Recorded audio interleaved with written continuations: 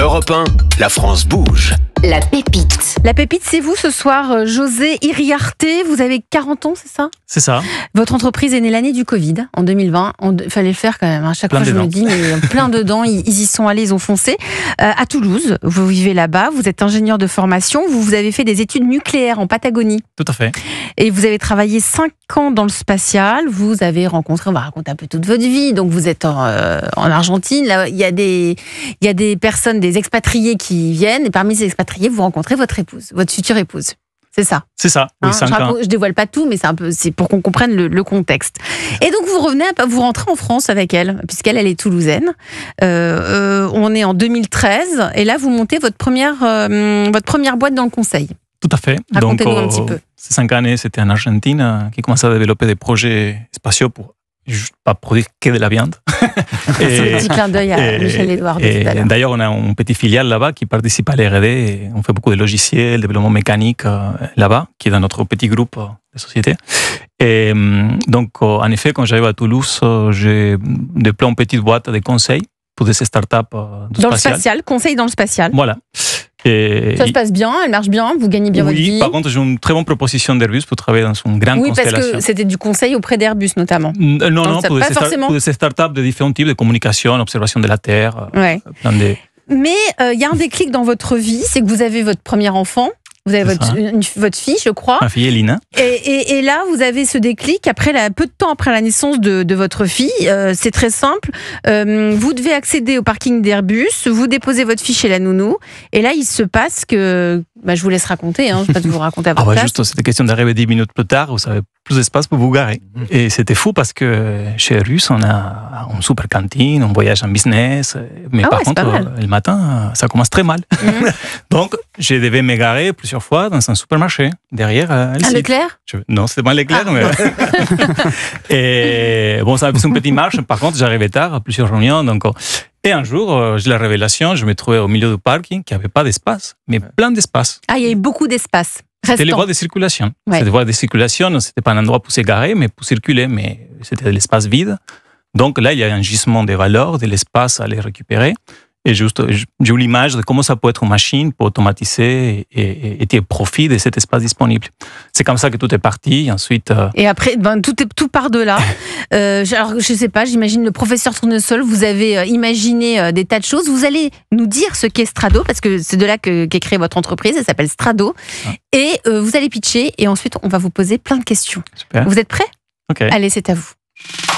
On vous écoute. Alors, Strado, c'est une société de robotique. Notre spécialité, c'est la manutention, le stockage, le déplacement des véhicules et des charges qui ont les mêmes caractéristiques d'un véhicule, donc en taille, en poids.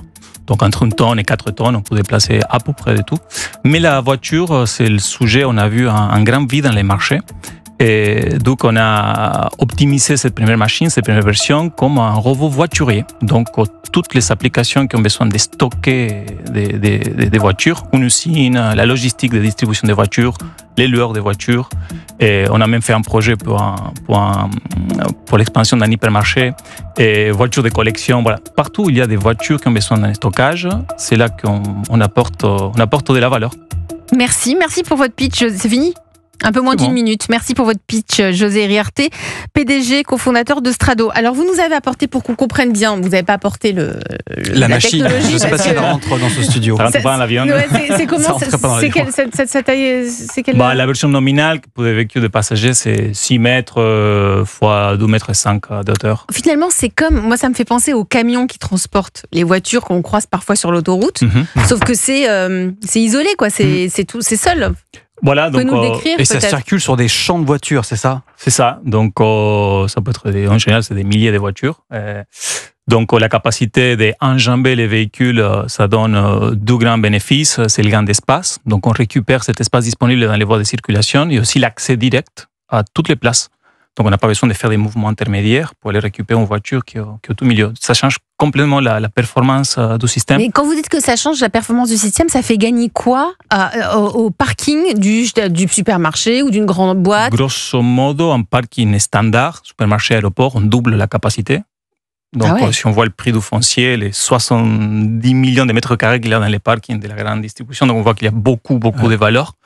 Et par contre, dans les endroits qui sont déjà optimisés, les Moins, usines des forcément. voitures, les sites logistiques des voitures, là, on arrive à faire 20, 30 à 40%. Michel-Édouard Oui, Leclerc. parce que en fait, ce qu'il faut, comme nous on voit les photos Oui. et pas les auditeurs, Ouais, on il faut va envoyer imaginer des photos. que vous soyez à Orly ou dans un hyper, les deux voitures se mettent tête bêche, mais après il faut des allées pour qu'elles puissent repartir. Là, vous pouvez mettre 5, 6, 7 voitures côte à côte sans qu'il y ait Un problème de mobilisation circulation. d'une allée vide. Ça provoque Et pas un donc c'est embouteillage. cette espèce de robot porte-conteneur qui porte là la voiture, bon. qui va pouvoir faire toute l'allée. Et Il en parle vous hyper bien, déposez vous votre devriez le voiture. prendre, hein. Il est pas mal, Michel-Édouard Il est Leclerc, bon pour moi, Michel. pour parler. Quel regard portez-vous, Michel-Édouard?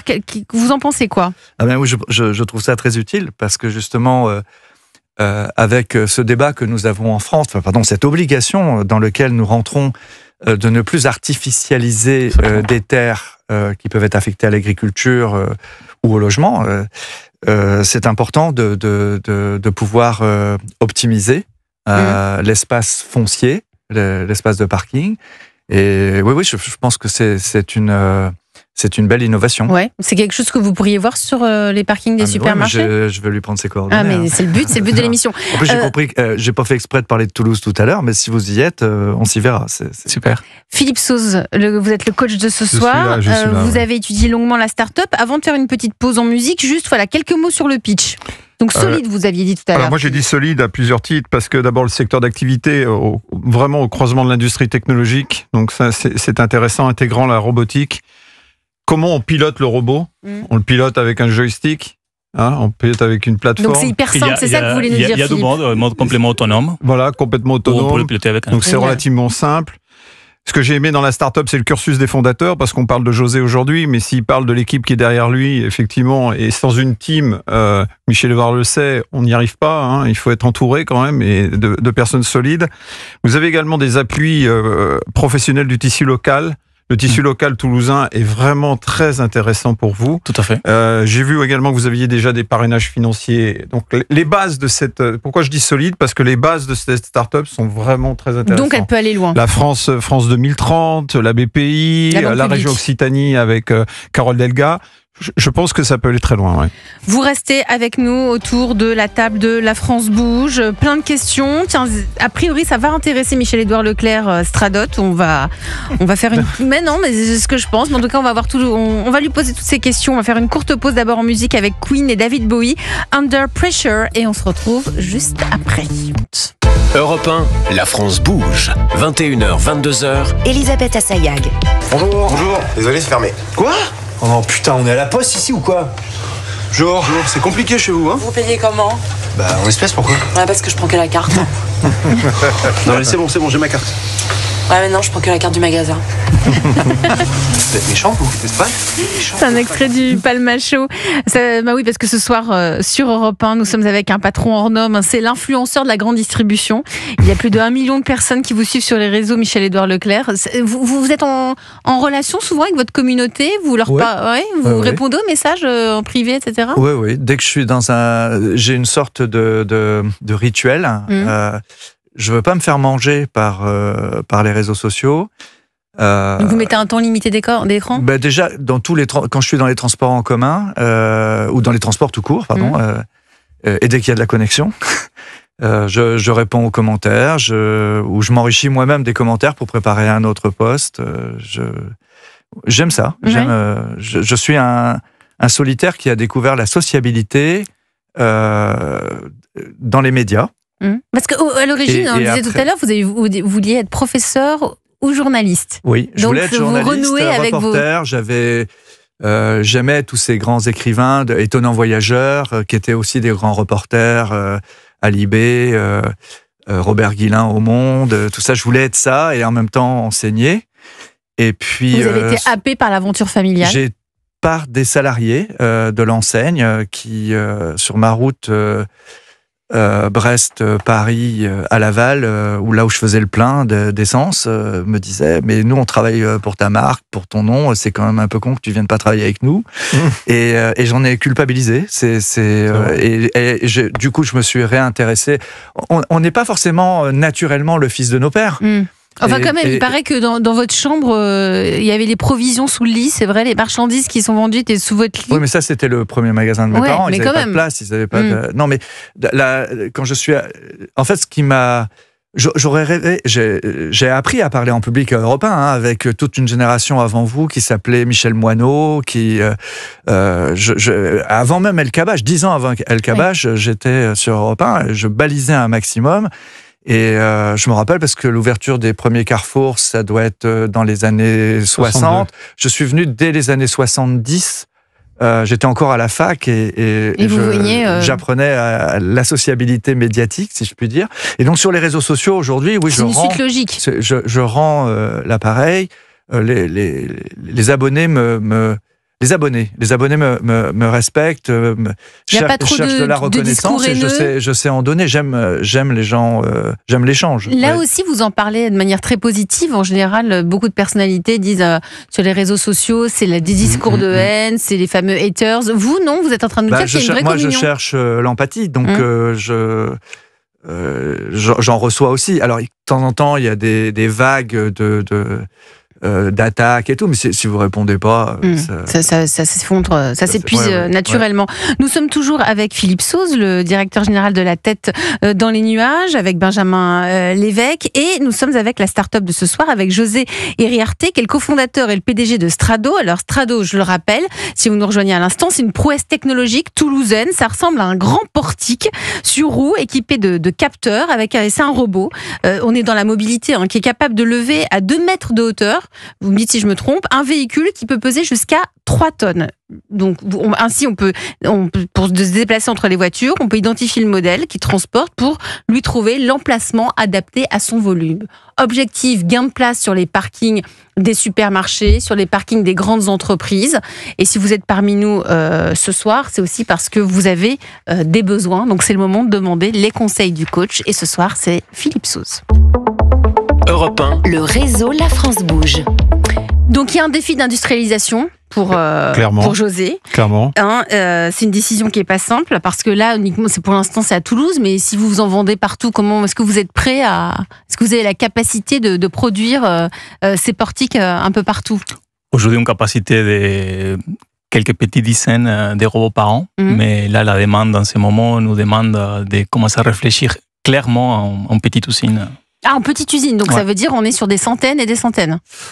Oui, pas pour l'année prochaine, mais dans 2-3 ans, il faut qu'on multiplie au moins par 5. Et là, aujourd'hui, vous ne pouvez pas le faire. Vous n'avez pas cette... Aujourd'hui, on a une capacité de 30 par an. Philippe, comment peut-il faire? Parce que là, on va passer à une autre échelle. Oui, voilà, c'est ça. C'est le propre de toutes les startups qui grandissent et qui, à un moment donné, doivent prendre un virage. Et c'est toujours le danger de l'équilibre, et garder l'équilibre bien sûr de la start-up naissante, et puis bien sûr passer à l'étape industrielle. Donc ça va être un grand passage. C'est pour ça que dans mes premiers conseils, c'est de renforcer la team assez rapidement, je pense, parce que je pense que la team est un peu courte, talentueuse, mais assez courte d'après ce que j'ai vu. Donc je pense qu'il faut vraiment déjà vous renforcer dans ce domaine-là. Il faut également, n'oubliez pas qu'en parallèle, vous allez construire une entreprise. Donc il va falloir écrire les valeurs de l'entreprise. Les valeurs, c'est fondamental parce que c'est la colonne vertébrale de l'entreprise qui va permettre après de s'accrocher à ces valeurs. Donc ça sera très important aussi. Et puis après, il va falloir penser à l'adaptabilité, la scalabilité concernant la suite, c'est-à-dire l'expansion géographique. Alors, je crois qu'il y a des ambitions américaines. Mais d'abord, faut remplir le carnet. Il faut répondre à la France, non? C'est ça. Donc moi, je pense qu'il faut d'abord répondre à la France, première chose. Mais on a l'avantage aujourd'hui d'avoir une start-up internationale. Pourquoi? Parce qu'ils sont déjà présents en Argentine. Oui. Donc déjà, ils ont cet avantage à beaucoup de startups que nous recevons, de pépites que nous recevons dans cette émission. C'est très rare quand nous avons cette chance d'avoir une pépite qui est déjà... C'est cette double culture que vous avez. Et la double nationalité. Et ça, cette double nationalité va vous servir dans le futur. Ça, c'est un énorme avantage que vous avez et ça va aller beaucoup plus vite pour vous aussi. Mais quand ça va accélérer, José, ça risque d'être un peu compliqué. Donc c'est pour ça qu'il vaut mieux se structurer. Je sais pas, bon, on a un grand dirigeant à côté de moi, donc Michel-Édouard doit avoir un avis également. Michel-Édouard Leclerc, comment peut-il industrialiser sa boîte, José? Je pense que déjà, enfin, il l'a certainement fait avant nos conseils, mais il faut repérer une prévente, quoi. Et il faut regarder des utilisateurs potentiels, que ce soit Aéroport de Paris, des grandes chaînes de supermarchés, enfin là où il y a justement une nécessité de stockage. Et d'ailleurs, je ne sais pas si ce sont les marques de voitures elles-mêmes qui assurent la commercialisation ou la logistique de leurs voitures, mais quand on regarde sur les bords de Seine ou ces stockages de voitures, c'est là où il y a je pense, des commanditaires potentiels. Un test a été fait déjà avec Renault. Tout à fait, au bord de la Seine, à Plan-sur-Seine. Bon, c'est un des projets pilotes qu'on a pu rendre public parce que Renault était d'accord. Là, vous avez un projet avec un hypermarché? On développe un propal. En Argentine? Non, en France. En France? Mais pas Leclerc. Pas pour l'instant. C'est juste la discussion qu'on disait des terres agricoles. C'est problématique. Oui, c'est ce pas prendre ces terres agricoles, mais on a besoin de croître. En fait, je pense que nous, Leclerc ou Carrefour, on a des grands espaces à l'extérieur des villes. Et votre première cible, ce n'est pas un désengagement de ma part, c'est une précision. Votre première cible me semble être plutôt des supermarchés qui seraient dans des zones périphériques ou de parking plus limités, qui ont besoin d'assurer une plus grande rotation de leur parking ou une capacité de stockage de ces parkings.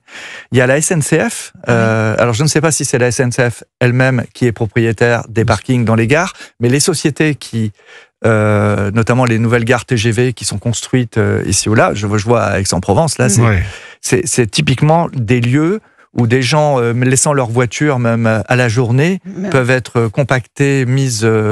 ça peut être une option d'aller de ce côté-là. En tout cas, ça intéresse quand même Michel-Édouard Leclerc. Vous allez lui présenter plein de gens à Toulouse, vous lui avez dit. Donc ça, déjà, c'est un engagement et c'est très bien.